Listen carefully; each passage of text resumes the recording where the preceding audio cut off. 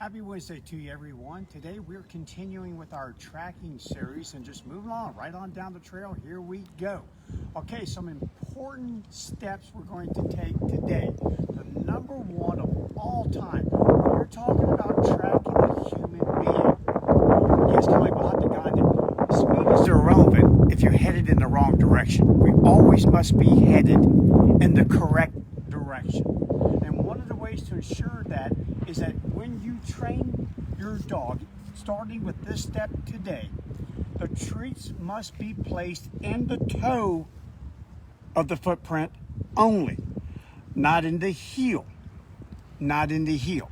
So therefore, if a dog ever intersects this track, they know not to go from toe to heel, toe to heel. They go heel to toe. They follow it up through the toe, keep following it through the toe, and they will be rewarded with the treats in the toes. Now, over a period of time, the treats vary. We go on a variable reinforcement, not a scheduled. In fact, I already did that on the track that I laid, and that's how the animal learns. The impression that the heel makes is different than the impression made by the toes. And sometimes if someone is sprinting, you'll have heavier toe than heel.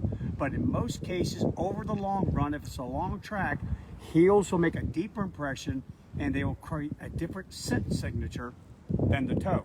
So we put the treats only in the toes. So our dog knows which direction to go at all times.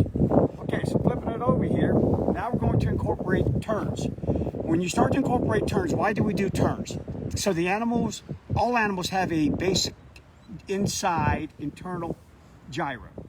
They really know where they're going. They can sense the light changes, the wind shifts, the terrain changes. They're very good about navigating. Remember, they don't have aids like humans do. GPS's, compass, your iPhone, they don't have that.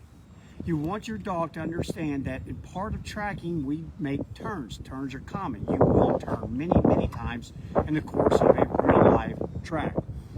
So therefore, we're going to incorporate those.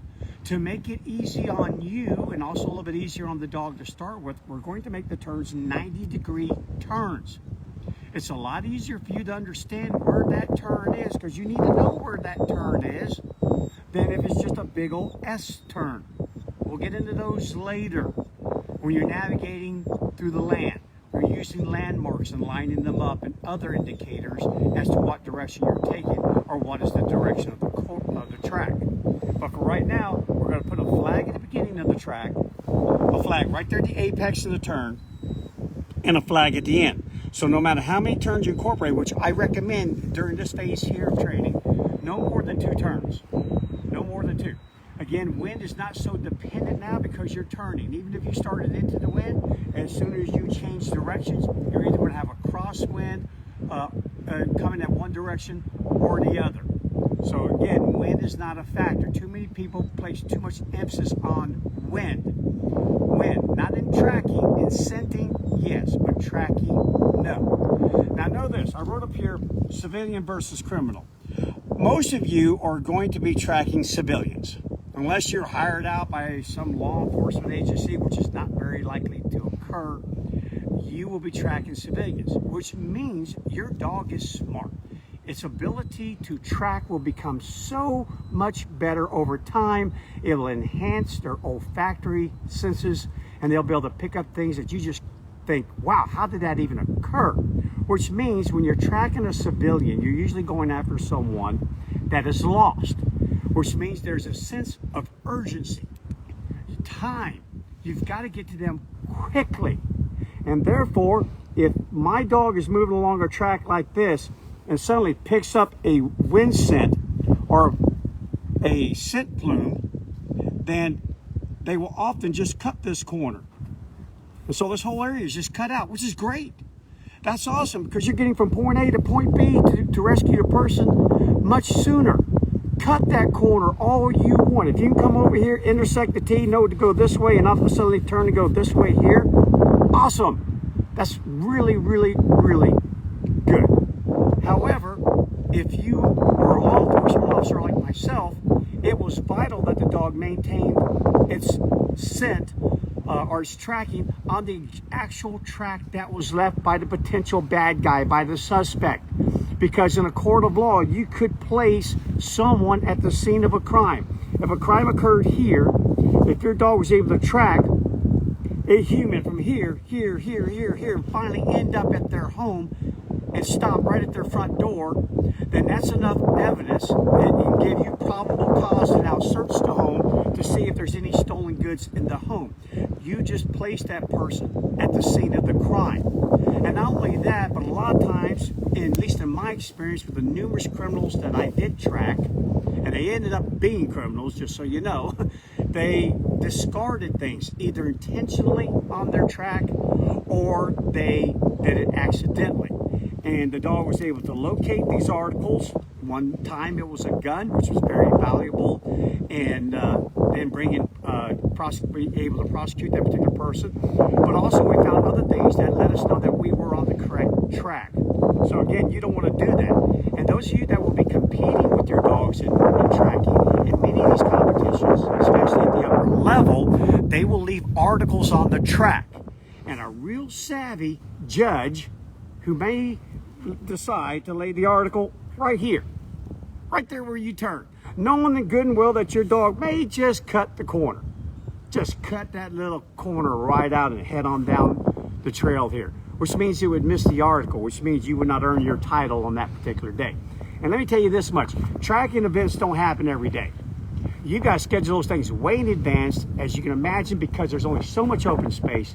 They can only allow so many participants at a time. I've been known to travel 1,000 miles to be able to do a track to earn a TD or TDX on a dog that I was being paid to train. And I get there and they cut the corner, miss the article, and that's it. So the hotel room, the gas, the 1,000 miles each way, total waste of time. Pain motivates. Let that happen to you a few times and you will learn that if you're competing with your dog, don't allow your dog to cut corners. But in real life, you're doing search and rescue, you're trying to find someone, please dog, please cut the corner. I beg you to cut the corner, and so does the person we're trying to locate. All right, so let's go ahead and move on here. Cold day out here today again. But that's all right. Every day's a good day for tracking. Okay, a couple things I need you guys to do. When you start doing these different tracks where you have turns, we call those legs, you need to know in your tracking journal and in your field journal how long approximately for each leg. To know that, you're going to now need to incorporate your little manual clicker. Put it in your hand. I always put mine in my left hand because I'm right-handed and I fish out my treats with my left hand. And put a flag in the ground and place your toes right behind the flag. And then step off in a way that you imagine you would have to place a treat underneath your toe. And then do it again. And do it again until you have clicked this thing 10 times. And once you've clicked it 10 times, grab out a tape measure and measure the distance of those 10 strides. Mine just turned out to be 14 feet. So 14 feet. And that means when I lay my track, if I click 80 times, then of course we just do some fundamental math. That 80 times, I divide that by 10, that's 8 times 14, and now I know the length of each leg. Just trust me, when you're doing this, when you're laying your track, and let me show you how to lay your track properly. Okay, so you have your flags tucked in a belt somewhere, or in a backpack up behind your back, somewhere where they're out of your hands. You take your tree, you step out, click. So you click that little clicker, that's the first thing you do. But if you're going to put a treat under that toe, reach down, set it there on the ground. Step over to a full firm plant, heel to toe, heel to toe. And then if you want to put a treat under the toe back here, that's all you have to do is just shove it right there where your toe is, right underneath the shoe. So imagine you do this for 400 paces. It's going to take time. This is the most time-consuming part of tracking, but again, there is no phase that's not important. But this one's extremely important because this thing starts to look like the real deal. And over time, you'll lay less treats, Your stride lengths will become longer. You'll actually jog to lay the trail. Things will go faster. And you get to hire somebody else, a volunteer, to lay the track for you. But right now, your dog's still tracking you because it knows your scent better than anyone else's. All right? So now let's get on it. Okay, so I'll pull up my little clicker, go over here and grab my cattle dog. Again, I have to remind myself with these particular microphones I'm using, which by the way, I just absolutely love them. They're the Rode Go mics. They're fantastic. I've been using them for the entire 365. Anytime that the audio has been bad on any of these videos, it's been operator error. I have to maintain a direct line of sight between the microphone, the transmitter, and the receiver. So again, I'll try and keep that in my head, but I get so worked up with this track. All right, let's do it. So I lay the track over here, right over here.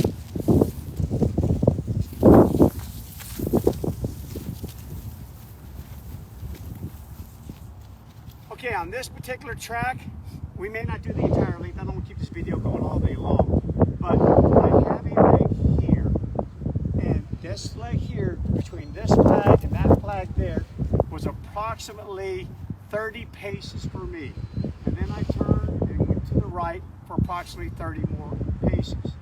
Now another thing, there's not a treat in every toe. I went ahead and just kind of fast forward a little bit, but you in the beginning, your first couple of tracks in which you're now turning, you need to have a treat in every toe. But then very quickly, within 1 or 2 tracks after that, a treat in 2 toes in a row, then 3 without it. Then maybe 5 in a row, and then 5 without it. Left side, right side, right side. Mix it all up. It's a variable reinforcement, keeps your dog moving down the track. Okay, other than that, everything else is the same as you saw in yesterday's video. I'm going to give Captain the command to track. I'm going to point to the ground. I'm going to move up next to him, making sure that he doesn't make big mistakes. And I want to keep him, I want to prompt him and keep on moving down the track. Okay, so here we go. Ready, Captain? Track.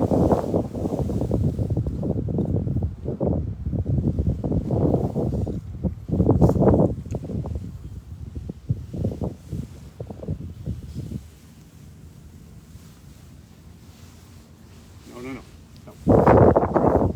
He turns around. No.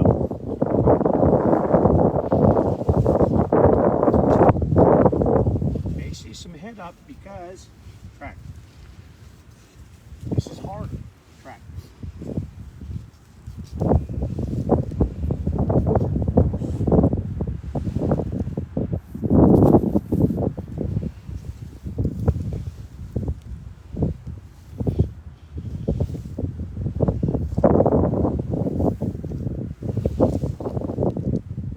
Make sure you know where the track is and that you don't step on the track ahead of the dog.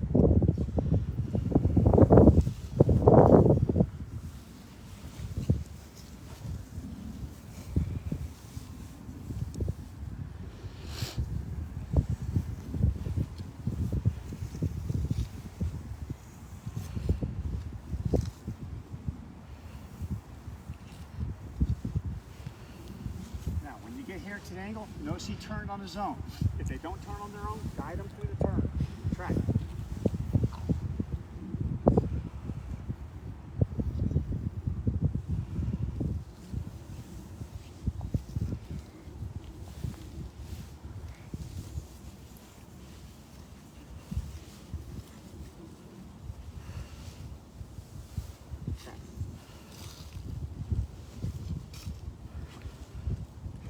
Listen to that smell. Listen to that. Pulling that air into those nostrils.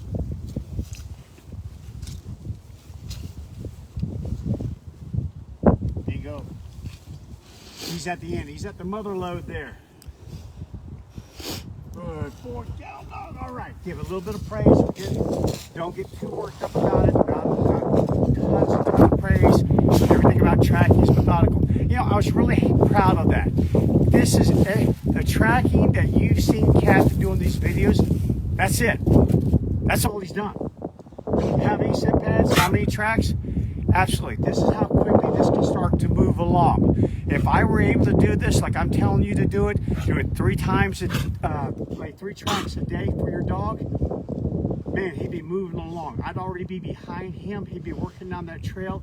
He wouldn't be turning around. So you just gotta make the time to do it. Try to track with your dog a minimum of 3 days a week. Once you get off of scent pads and once you get off the straight lines, you start doing turns. Try to do about 3 tracking sessions a week and try to do 3 tracks per session. If you can get that in, that's gonna be plenty for both you and your dog, and you will advance quickly along your tracks. Very quickly. Sorry, everything's running out here. It's really cold out here today. It's the wind chill. The wind is blowing in my face, blowing in my eyes, blowing in everybody's eyes, blowing in Kira's eyes. She's filming this right now. She's up there going, I'm hoping I can hold the phone steady. Okay, guys, we'll do some more tracking tomorrow. Maybe we'll have a little bit warmer conditions, but if not, we're going to be out here anyway. Make sure you get out here and do this. Don't let your dog go backwards. Put the treats in the toes. Know exactly how long your track is, each leg, because we will grow those, continue to grow those. And over a period of time, tracks will become more difficult. They will age longer. They will become contaminated. They will have other people laying the tracks, things and so forth. We won't get through all of that in this little mini series. I got other things I need to cover. But again, these are just fundamentals for tracking. Tomorrow, we'll just make it a little bit longer and see if Captain can move down it just a little bit faster tomorrow and not turn around as much. Okay, I hope you're enjoying tracking as much as I am. I really do love it. I hope you are as well. Make sure you get out there and do it and enjoy all the benefits that come with tracking. And I'll check in with you guys again tomorrow as we move along down the trail. We're heading down the trail, baby. So let's all do it together. See you tomorrow.